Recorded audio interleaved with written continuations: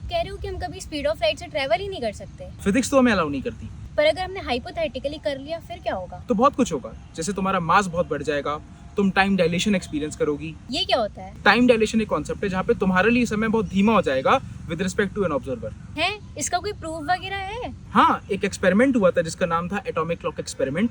इसमें दो atomic clocks यानी कि मान लो बहुत ही प्रिसाइज क्लॉक्स को लिया गया, एक को ग्राउंड पे रखा गया और एक को हवा में प्लेन से उड़ा दिया गया।